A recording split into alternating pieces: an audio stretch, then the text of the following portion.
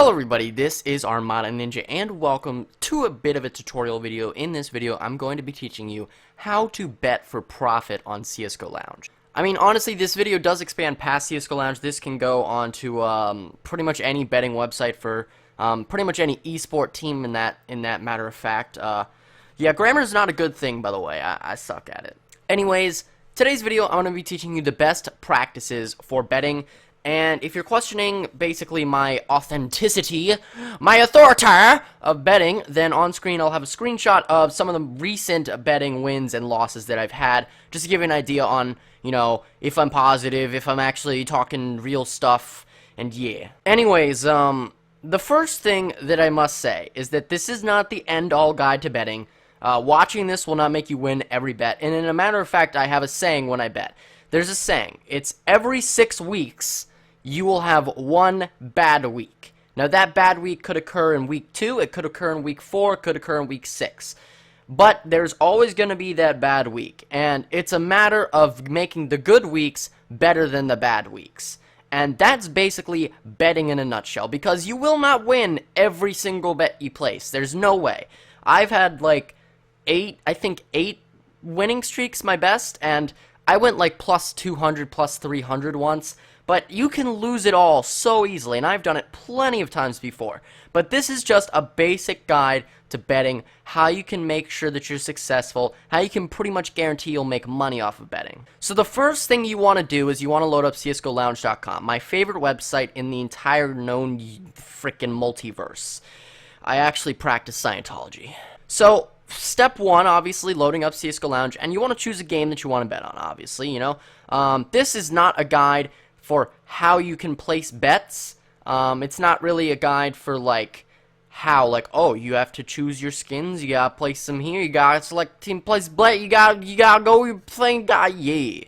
So, it's not a guide for that, but you do want to select a game that you want to bet on, and the way you're going to do this is by either knowledge of the teams, or just by general odds for your skins. So, for example here, let me just take a look at a really form-fitting... Ooh, that's spicy. For example here, I'll actually use this game, the OG versus Winter Fox game.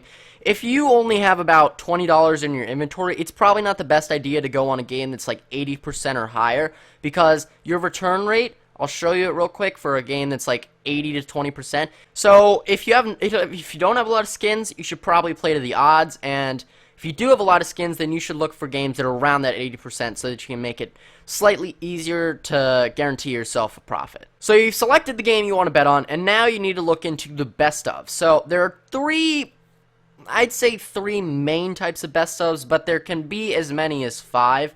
There's the best of 1, best of 2, best of 3, best of 5, and best of 7. The best of 7 very, very rarely occurs. In fact, I've never seen it, but I do know that it is possible from Dota 2.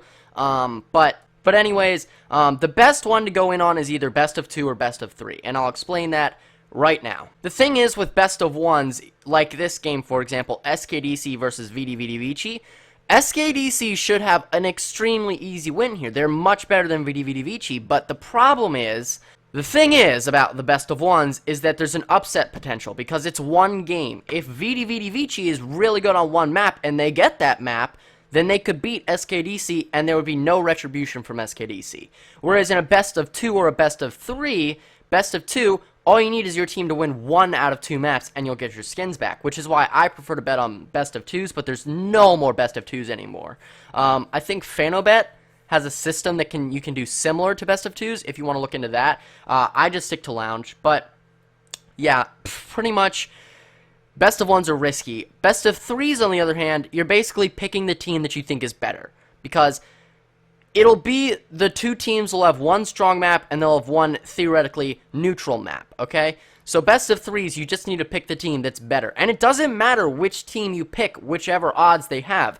You need to pick the winning team. If you pick the winning team, no matter what the odds are, you make money. So the reason I try and abstain from best of 5s is because they're usually tournament finale bets, and I just have a kind of a rule that I never bet on tournament finales. And the reason for that is that the upset potential is a bit raised with tournament finales. Because if you think about it, these are 2 teams that beat every other team. They're pretty much, in a sense, even in their tournament league. Unless it's a game that a while back happened, like LG versus Keed Stars, which was like LG, the tier 1 god of Fallen, and goddamn Fallen, man. He's a freaking legend. But LG versus Keatstar. Keatstar is like a tier 72 team or something, you know.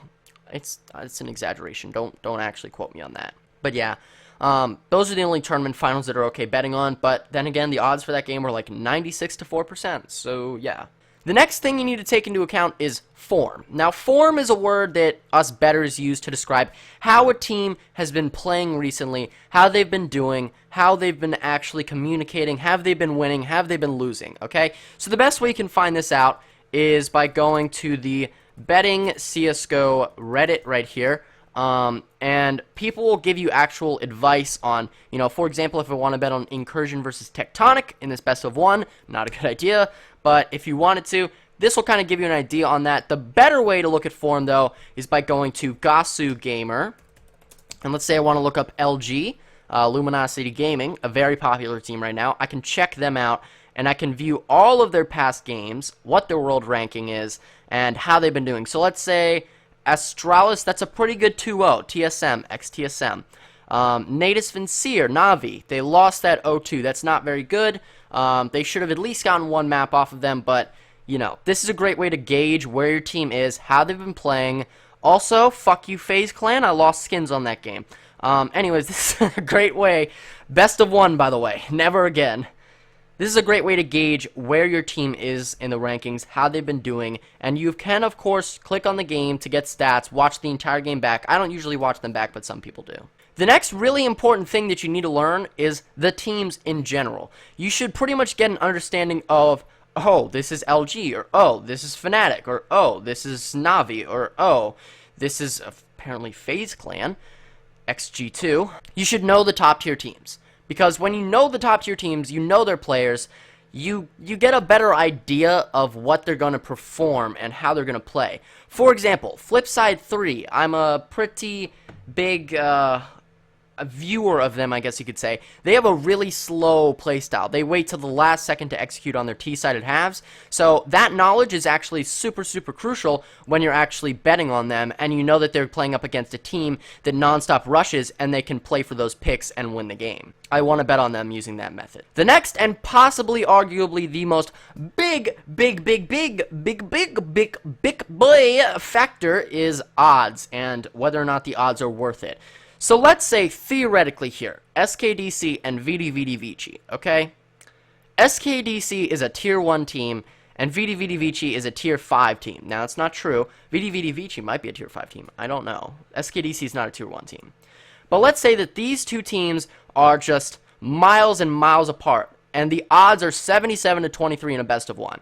It still is worth to bet on SKDC, because the odds technically should be about 95 to 5. And you'll see a lot in posts by people on the Reddit. If odds are good, below 70%, they'll bet on this team. Higher than 70%, I'll skip. So basically, the reason for this is because CSGO Lounge bettors, we like to make money, okay? We like to have our skins on games that are profitable. And if a game is, for example, you think the odds in your head are 80 to 20%, and the odds on CSGO Lounge are 90 to 10%, it's not a good idea to bet on that game, because if you think about it, you're basically losing money on a game that you think should be closer than what you're betting on. It's kind of like the fear, it's like risk, you know? You want to make sure that you have a limited, unlimited, coffee-encoded risk factor, if that makes any sense. So what I do when I bet on a game is I create my own odds. I look at the facts, I look at the statistics, I look at the maps, I look at everything I possibly can, and I say, this game, 60 to 40%, and then I look at the odds on CSGO Lounge. If the odds are in my favor, I bet on that team. If not, I usually end up skipping. And high odds, anything above 90%, just do yourself a favor and skip. Because yes, if you triple max bet it, and you just put down like $300 on the team that you think's gonna win, you'll get back $50 or $70 or something like that, and it's like, yay, you did it. But the problem with that is you're gonna lose one eventually, because I've seen so many upset games that have been like 90 to 10%, 95 to 5%. Tier 1 teams losing to like Tier 5 teams in like 98 to 2% odds. It's like, it happens. It happens to the best of us. Sometimes you don't try, sometimes you quote-unquote I buy power it or throw, and sometimes you're just not in the zone. So it does happen. Upsets do occur. And whenever you see 90% odds or more, just do yourself a favor, dude. Just like, go just like stroke it or something. Stroke the salami. And the next thing is you should never bet more than you can afford. Okay, so this kind of ties in with don't bet a lot and only bet if you know you will win, sorta, which is what I have on my notes here. Don't ask, I have notes for this video. But anyways, you should only be betting what you think is a smart bet. So let's say that I think Online Roll, what the fuck, who is Online Roll, has a chance of winning this game, okay? I'm betting on the underdog, which means I do not want to put a large bet, $60.51, which I believe is 8% of my betting inventory. Don't worry, my inventory is not $300. It's a lot more than that. But the way you can get this plugin, by the way, it's pretty useful. It's called Lounge Destroyer. You can get it for Chrome. It's a great plugin. It shows you all the trading prices. I've advertised this before, all the trading prices of a skin, and it also, when you go over to here, shows you your inventory value of bettable skins, which is any skin under around like $75. There are some exceptions. For example, this Vulcan is worth $90, but it caps it at just $75. But great plugin because it'll show you your 2%, your 4%, and your 8%. Okay, and a 2% bet is a small bet by betting terms. And this is just 2% of your betting inventory's value. You're putting it on a team that you think might have a chance of winning, but you're not going to put your most expensive skins on. So if I were to follow this, I'd put $15 down. So I'd put this Cyrex. I'd put this, I don't like this one because this has some hollow stickers on it. I would put this Cayman. Not actually going to do this. And as you can see here, $15 down, but I get $19 in return. So it's kind of, it's a profitable thing if they win. So if they lose, you only lose $15, and you can make it back from a large bet. Now this is when you put down all of your best skins pretty much in your betting inventory, and you put it on a team you are pretty sure, like you have to be certain they're going to win. As a matter of fact, up until yesterday, I had never lost a knife bet. And a knife bet basically for me was I put a knife down on a game. And I had never lost one, and I had done it over 10 to 15 times in bets. I did lose it. It was on that FaZe game. Fuck you, FaZe. So I've saved the best for last, and I'm going to be talking about stand-ins and the most useful sources you can go to. So I've already talked about the Reddit betting site, okay? This is a great place to go to if you're a noob at betting and you don't know a lot of teams. This will basically give you a bunch of knowledge on what the pros think's going to happen. Be careful of what's called swaying, which is when people basically misinform you. Just be careful of that because that is out there. You should be able to differentiate it because it'll have a lot of downvotes. It'll have a lot of, trash talk on it, and it's pretty obvious, but you should be careful of that nonetheless. So the CSGO betting Reddit, great source for anyone who's trying to learn how to bet. Just search CSGO betting Reddit in Google and it'll pull it up. The next thing is Gosu Gamer, great place to see how the teams have been performing. You can check scores, you can check the game itself on here. So if I want to watch the Navi game, I can just click on Navi, and it'll usually, right below there, have an actual, usually at least. It does, it's just my internet's being slow because it has the VODs and, it has the results and everything. So you can check that out. Really good source of information. Another great thing you can go to is CSGO Nuts. So just type in CSGO Nuts, and then, I don't know, we'll do LG because I'm sticking with LG today. And as you can see, I've done quite a bit of CSGO Nut research, but this is TSM. I'll just do TSM because LG's not coming up. But CSGO Nuts TSM, which was an old team, not really in it anymore. Now they're Astralis, but this is a great place to learn maps, okay? And teams tend to have good maps, and they tend to have bad maps. So, for example, TSM, not the best cash team. Okay, they've lost a bit of games on cash. However, I know from experience that TSM is great at overpass. They're great at overpass. They've won most of their games there. So this is great to check out what the maps are, because if you look at the game matchup, for example, if I wanted to bet on TSM versus DenDD, basically, I would go to here and I would look at the maps that DenDD is strong at versus TSM is weak at, or DenDD is weak at, TSM is strong at, so on and so forth. And using that, you can kind of predict what the map draft is going to be. So I knew when LG was facing FaZe Clan, for fuck's sake, that the map would either be Train or that it would be what did I, Inferno, and it ended up being Inferno, and LG still lost because FaZe is literally stupid because they got 2-0'd the next day. Just goes to show you, best of ones are not smart to bet on. And last thing I need to talk about is stand-ins, and stand-ins are basically when one of your team's players are not available to play. Now, what this basically means is that they're going to get someone else to play for the team. Now, you can do this by either A, if you have Lounge Destroyer, it'll usually show up on there.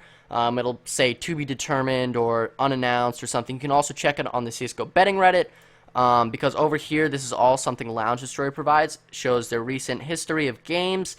Jeez, Subba, you're having a rough time, aren't you, bud? Shows the lineups, and it'll show you basically the maps if they are announced, which are not right now. And it also shows you head-to-head matchups. I would not go by this because chain logic is very flawed, but yeah.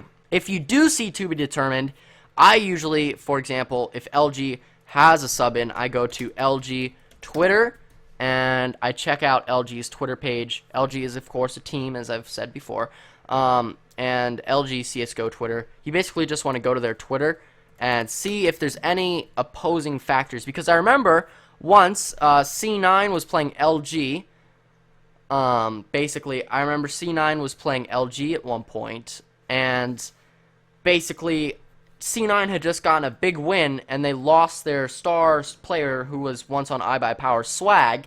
So they had basically no sleep before they played LG, and the odds were in C9's favor. But I bet on LG as an underdog, and I won that bet because I knew that C9 would be tired, they would be completely drained of CSGO, and they wouldn't be able to handle LG. I like LG, by the way. I'm an LG fan gay. So that's my basic guide to betting. You should always find out the stand-in, and if you do find the stand-in, then look him up, see if he's good, because I've heard of Kenny S standing in for people, and most people don't know who that is. That's basically like, he's not the best anymore, but he used to be the best hopper at one point, arguably at least. That's at least my opinion. So, yep, that would be the betting guide. I hope this betting guide helped you guys. If it did, please drop a like, share it with your friends so you guys can both make money. Hope you guys enjoyed the video, though. Be sure to like, favorite, and subscribe if you're not already. Also, share to Facebook and Twitter. And if you really want to help me out, you could do them both together because, you know, betting, money, making you money, bro. So, that's all I got to say for you guys today. Ninja out.